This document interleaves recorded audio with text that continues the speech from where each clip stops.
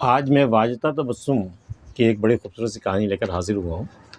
واجدہ تبسم اردو کی ایک مشہور رائٹر، ان کی شہرت کا سبب ان کا اپنا مخصوص موضوع اور لب و لہجہ رہا ہے، لیکن آج اس مخصوص لہجے سے مختلف ایک کہانی پیش کرنے جا رہا ہوں۔ حیدرآباد کی ایک بیوہ اور نادار عورت 2 بیٹے اور 1 بیٹی کے ساتھ زندگی کا سفر بڑی مشکلوں اور سختیوں کے ساتھ طے کر رہی ہے۔ ایک نواب زادی جس کا بچپن اور جوانی بڑے عیش و آرام سے گزرا، شادی بھی نواب گھرانے میں ہوئی، لیکن وقت کی مار ایسی پڑی کچھ بھی پاس نہ رہا، رہ گئی تو مفلسی اور 3 چھوٹے بچے۔ بڑا بیٹا پڑھنے میں بڑا ذہین تھا، وہ اچھے نمبروں سے آگے بڑھتا گیا۔ چھوٹا معمولی پڑھائی کے بعد کسی درزی کے پاس کام میں لگ گیا، لڑکی مقامی اسکول میں پڑھنے لگی۔ وقت گزرتا گیا، بچے جوان ہو گئے۔ بڑا اسکالرشپ کے سہارے گریجویشن کے بعد اعلیٰ تعلیم کے لیے امریکہ چلا گیا، اور وہیں اس نے نوکری کر لی اور ایک امریکی لڑکی سے شادی بھی کر لی۔ پہلے ہر ہفتے خط آیا کرتا تھا، لیکن اب رفتہ رفتہ یہ سلسلہ بھی ختم ہو گیا۔ چھوٹا بیٹا سلائی کی مشین لے کر دروازے پر سلائی کا کام شروع کرنے لگا۔ اسے دکھائی بھی کم دیتا تھا، اس لیے ہر گھڑی موٹے گلاس کا چشمہ لگائے، گال پچکے ہوئے، زردی مائل، وقت سے پہلے ہی بوڑھا نظر آنے لگا تھا۔ بیٹی نے جیسے تیسے پڑھائی پوری کیا، مقامی اسکول میں بچوں کو پڑھاتی ہے۔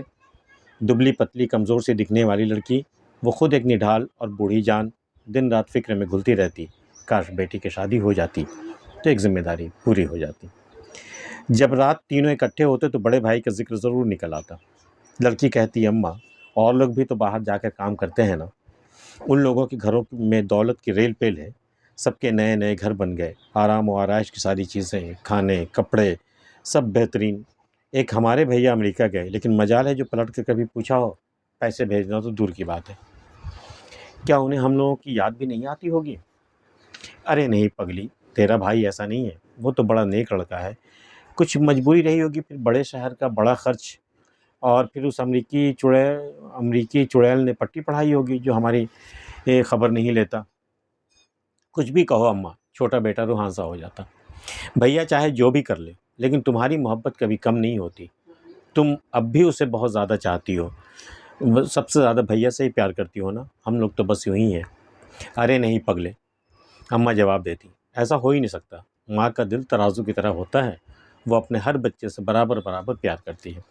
نہیں اماں، بھیا تو کتنے امیر ہوں گے اور ہم لوگ کتنے غریب ہیں، تمہیں اچھا نہ کھلا سکتے ہیں، نہ اچھا پہنا سکتے۔ اماں دونوں کو گلے لگا لیتی، ایسا نہیں کہتے بیٹے، تم دونوں تو میری جان ہو، تمہارے بغیر میں کہاں ہوں۔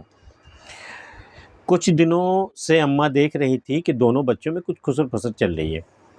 نئے نئے کپڑے آ رہے ہیں، روئی لائی گئی، گدے رضائی اور تکیے بھرے جا رہے ہیں، لگتا ہے کہ بہن کی شادی کی جہیز جوڑی جا رہی ہے، اللہ ان کے خواب پورا کرے، اماں کے دل سے دعا نکلتی۔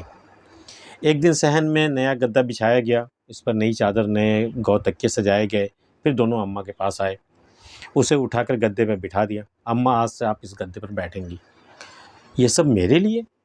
اماں کی آنکھیں ابل پڑی، مجھ بڑھیا کے لیے؟ میں تو سمجھی تھی کہ تو بہن کی شادی کے لیے یہ سب کچھ کر رہا ہے۔ نہیں، میں نہیں بیٹھ سکتی، اسے اٹھا کر رکھ دے، کام آئے گا، میں جہاں ہوں وہیں ٹھیک ہوں۔ لیکن اماں یہ تو آپ کے لیے۔ اماں سینے پہ دھوتر مار کر رونے لگی، ہائے میرے بچے، کیسے دن دیکھنے پڑ رہے ہیں، یہی دن تو تم لوگوں کے اچھے کھانے پہننے کے ہیں، اور تو نے اس بڑھیا کے لیے اتنا خرچ کر ڈالا۔ ٹھیک اسی وقت دروازے پہ چمچماتی ہوئی کار آ کر رکی۔ شاندار سوٹ پہنے بڑا بیٹا نمودار ہوا۔ ماں اسے دیکھتی بے قابو ہو کر دوڑ پڑی، بیٹے سے لپٹ کر روتی رہی، ہاتھوں میں چہرہ لے کر چھوتی رہی، اتنے دن کہاں تھا میرا بچہ، میرے لال، تو نے ہماری خبر بھی نہ لی، میرا بیٹا ایسا پرایا ہو گیا۔ دونوں بچے یقینی اور بے یقینی کی حالت میں دونوں کو دیکھتے جا رہے تھے، سمجھ میں نہیں آتا تھا کیا کرے کیا نہ کرے۔ اماں میں تو 1 مہینے سے حیدرآباد میں ہی ہوں، یہاں نئی بلڈنگ خریدی ہے نا، اور یہ نئی گاڑی بھی، ہم لوگ اب یہیں شفٹ ہو رہے ہیں، میں آپ کو لینے آیا ہوں، آپ ہمارے ساتھ ہی رہیں گی۔ اماں نے ایک نظر اوپر سے نیچے تک بیٹے کو دیکھا، پھر دونوں بچوں کو، جس کے چہرے پر ہوائیاں اڑ رہی تھیں۔ وہ فوراً چلنے کو تیار ہو گئی۔ دونوں بیٹوں کے کاندھے پر ہاتھ رکھے وہ دروازے تک آئی، فرط جذبات سے اماں کانپ رہی تھی۔